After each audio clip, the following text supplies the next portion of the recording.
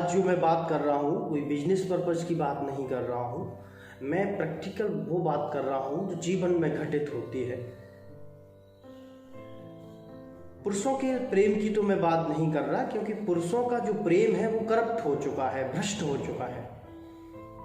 मैं नई उस युवती की भी नहीं, तरुण किशोरी की बात कर रहा हूँ जो स्कूल लाइफ में है। अभी स्कूल में जाती है और किसी तरुण के प्रेम में पड़ जाती है। वो डायरियां भरी पड़ी हैं उसकी, शायरी से, प्रेम की कविताओं से। प्रेम के लिए उसके पास अनंत शब्द हैं, शब्दों का भंडार है, लेकिन अपने प्रेमी से वो इजहार नहीं कर पाती प्रेम का। एक ऐसी तरुण किशोरी जिसमें पिट्यूटरी ग्लैंड से उसके हार्मोन सेक्रेट हो रहे हैं, फैलोपियन ट्यूब उसकी फैल गई है, ओवरी से एक्स का सेक्रेशन होता है, मासिक स्राव होता है, पूरा शरीर उसका एक मांग कर रहा है। और अनेक शब्द हैं उसके पास प्रेम के लिए। ऐसा नहीं कि उसके पास शब्द नहीं है, वो स्वयं भी सृजन करती है और जिन्होंने भी प्रेम के विषय में कुछ लिखा है उसे बड़े चाव से पढ़ती है। मतलब she is very interested to study such type of literature. In spite of it, she is unable to express her feelings in front of her beloved. अपने प्रेमी के सामने अपने प्रेम की अभिव्यक्ति करने में स्वयं को असमर्थ पाती है। क्या आप उसकी वेदना समझते हैं? उस पर क्या बीतती होगी? वो गूंगे के गुड़ की तरह नहीं है।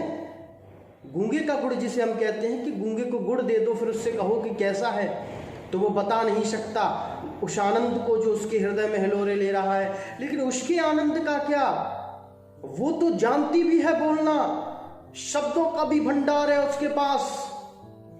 और उसने कई ऐसे दार्शनिकों को, साहित्यकारों को पढ़ा है जो प्रेम पर ही जीवन पर्यंत लिखते हुए, इतने सुंदर शब्द होते हुए भी वह अपने प्रेमी के सामने स्वयं के प्रेम को अभिव्यक्त करने में जब असमर्थ पाती है तो उसकी वेदना समझ रहे हैं आप? वो कैसी वेदना में जी रही है। उसके सामने आते ही अनेक शब्द पता नहीं कहाँ चले जाते हैं, कंठ साधित विकार हो जाता है, हृदय धड़कने लगता है इतनी तेज के निकल के बाहर आ जाएगा। लेकिन शब्द उस समय इतने होने के पास ऐसा लगता है जैसे शब्द शर्मा रहे हैं।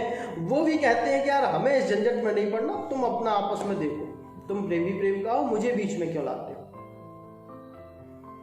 समझ कर भी नहीं समझ पा रहे, कह कर भी नहीं कह पा रहे।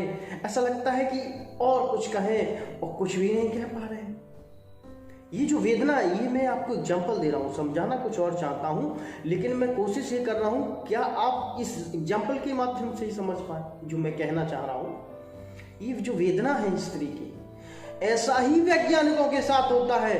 मैं स्वयं जीव विज्ञान का स्टूडेंट्स हूँ और मैंने ये अनुभव किया कि वैज्ञानिकों की जो वेदना है वो ऐसी ही वेदना है। वो समझ कर भी नहीं समझ पाते, वो जान कर भी नहीं जान पाते। वो कितना भी तीव्रता से कहें कि परमात्मा नहीं है, लेकिन उनका रोम रोम ये कहता है कि हाँ वो है। पत्तों को, फूलों को, पेड़ों को, पुष्पों को, सबको माफ कीजिएगा, सबको जानकर भी हमें ऐसा लगता है कि हम कुछ नहीं जानते। आप जितना ये यहाँ टेक्नोलॉजी देख रहे हैं, जितना विकास देख रहे हैं, एक वैज्ञानिक से पूछिए, उसकी वेदना को जानिए।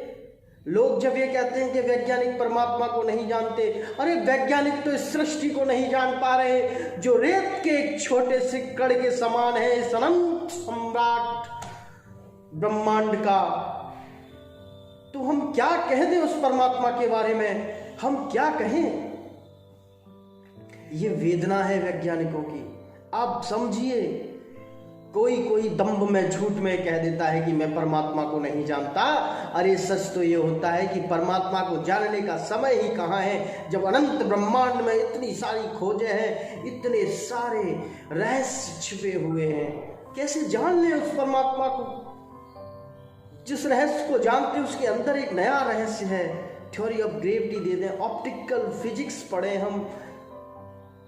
हम बेहोश हो जाते हैं, हम खो जाते हैं। हम देखते हैं पार्टिकल्स जब नैनो स्टेट्स पे आते हैं तो कैसे अपनी स्वयं के गुणधर्मों को बदल देते हैं। जब केमिकल रिएक्शंस होती हैं, रासायनिक परिवर्तन जब होते हैं, तत्वों में तो अपने ही गुणों के विपरीत प्रभाव करने लग जाते हैं। हम सिर्फ नियमों को जानते हैं कि सृष्टि में ऐसा नियम है, सृष्टि ऐसे काम कर रही है, ये नियम क्यों है वो हम नहीं जानते। इस नियम के पीछे नियंता कौन है वो हम नहीं जानते। मित्रों, मैं आपसे सिर्फ यही कह पा रहा हूं, ना केवल इस संदर्भ में बल्कि इस संदर्भ में भी वैज्ञानिक भी जानकर नहीं जान पाते। उनकी वेदना को वो कैसे कहें। छोटे पर्दे से भले ही छिपा लो कि हम नहीं मानते, सच तो यही है कि हम नहीं जानते और जानकर भी नहीं जानते। एक व्यक्ति तो वो होता है जो कुछ भी नहीं जानता, तो आशा नहीं होती है कि भैया हम तो मूढ़ हैं, नहीं जानते। लेकिन एक जानकर भी ना जान पाए, उसकी वेदना को आप क्या कहोगे। एक तो वो होता है जो कह ही नहीं पा रहा, भाई मैं गूंगा हूं, मैं कैसे कहूं। एक कहकर भी नहीं कह पा रहा। एक भाषा विज्ञानी है, भाषाओं पे शोध किया है, 40 भाषाओं का ज्ञान दिया है। एक व्यक्ति, एक योगी महाराज है जिन्हें मैं जानता हूं, 40 भाषाओं का उन्हें ज्ञान है। लेकिन परमात्मा के संदर्भ में जब उन कहना होता है तो उनका गला रुक जाता है। कैसे कहूं। जा अनुरागी चित्त की गति समझे नहीं कोई, ज्यों ज्यों बूढ़े श्याम रंग त्यों त्यों उज्जवल होए। कैसे कहूं। शब्द भी शर्माते हैं, कहते हैं अब हमें झंझट में नहीं पड़ना, लेकिन क्या कहें और कोई मार्ग भी नहीं है। तो अब इस जो तरुणी की स्थिति है वह ऐसी है कि वो आनंद में भी है और विषाद में भी है। वो दुखी भी है, हर्षित भी है। उसे बड़ा अच्छा लगता है कि मैं कह नहीं पा रही तो भी कोई बात नहीं, बड़े आनंदित हैं हम। और न कहने का एक दुख भी है और न कहने का एक आनंद भी है, क्योंकि प्रेम जब मौन में मुखर होता है ना तो उसका एक अलग ही आनंद होता है। यानी विरोधाभास है दुख और सुख का। अच्छा भी लगता है, बुरा भी लगता है, झंझट भी लगती है, बड़ा सुकून भी आता है झंझट में। एक माँ को देखा है अपने बच्चे को जब क्रोधी होती है तो कहती है ऐसे बच्चे से तो अच्छा कि बच्चे ही ना होते। लेकिन सोच के देखो अगर ना होते तो उसे बड़ा अच्छा लग रहा है, वो आनंदित है, चाहती भी है, नहीं भी चाहती है। ऐसे ही आप मेरे जब वीडियोस देखते हैं तो आप देखते हैं कि मैं बड़ी विरोधाभासी बातें करता हूँ। कहता भी हूँ, नहीं भी कहता हूँ, कह भी देता हूँ, नहीं भी कह देता हूँ।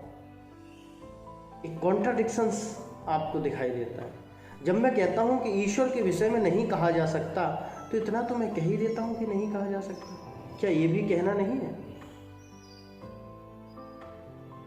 जब मैं कहता हूँ कि ईश्वर को नहीं समझा जा सकता, तब भी ये इतना तो समझ लिया कि समझा नहीं जा सकता। इतना तो बुद्धि में बैठ ही गया। शब्दों से उसे नहीं जाना जा सकता, ये भी बात तो कहने के लिए शब्द ही चाहिए कि शब्दों से नहीं जाना जा सकता।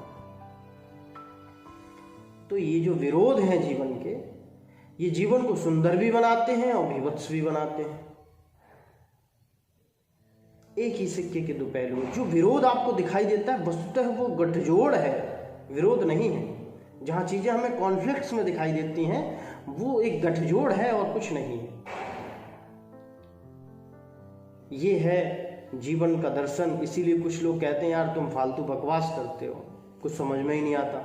और कुछ लोग बड़ा प्रेम करते हैं, वो कहते हैं यार और वीडियो बनाओ। क्या वीडियो बनाते हो? मन की बात, मन के तरंगों को खींच लेते हो। कुछ कहते हैं यार शुद्धतम बकवास करते हो। तो सबकी अपनी अपनी दृष्टियां हैं। जो जिस लेवल पे जुड़ जाता है ना, जब हृदय से हृदय की बात होती है तभी बात समझ में आती है, वरना तो कुछ समझ में आता ही नहीं। हम कहें कुछ और कोई समझे कुछ। और जब प्रेम इतना गहन हो जाता है तो बिना कहे ही समझ में आता है कि सामने वाला क्या कहना चाहता है या उसके मन की दशा क्या है। उसके बिना कहे हम समझ जाते हैं। कुछ ना कहो, चुप ही रहो, समझो, ये जो धड़कन कहती है। तो ये जो पंक्तियां हैं गाने की, ये चरितार्थ हो जाती हैं जीवन में। तो प्रेम को जितना ज़्यादा हम अपने जीवन में रूपांतरित कर लेंगे, क्योंकि जो काम की प्रवृत्ति है वही प्रेम में रूपांतरित हो जाती है, उतने ही ज़्यादा हम आनंदित हो जाएंगे, उतने ही ज़्यादा हम आह्लादित हो जाएंगे और सबका कल्याण हो। ऐसी ही भावनाओं के साथ मैं इस वीडियो से आप सबको यही संदेश देता हूँ, हे परमपिता परमात्मा, सबका कल्याण हो।